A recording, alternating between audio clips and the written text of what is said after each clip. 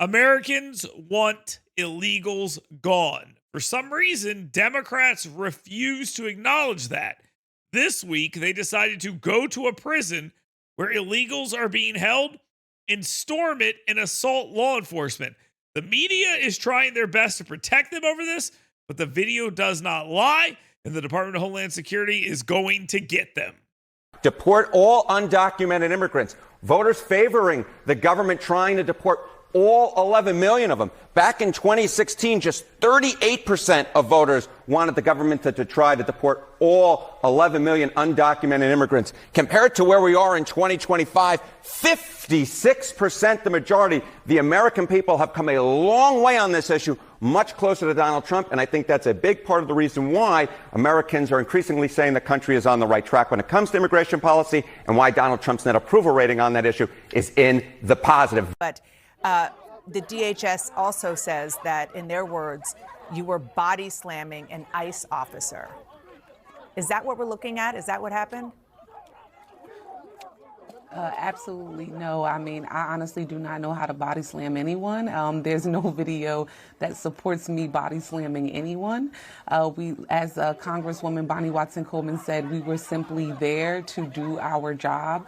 Therefore, oversight visit, and what you're watching in a video, and we don't have all of the body cam, and we hope that all of the body cam is released.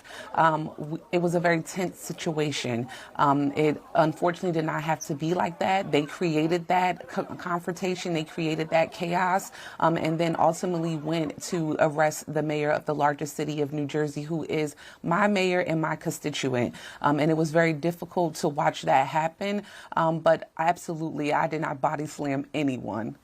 Thanks, Victor, for having me. I'm glad I can be here to actually give viewers the facts. What happened as that these members of Congress, including the mayor as well, and a mob of protesters, as there was a bus full of detainees going through the gate, they stormed the gate and actually entered the first security checkpoint. This put law enforcement at risk, and this actually put the detainees as well at risk.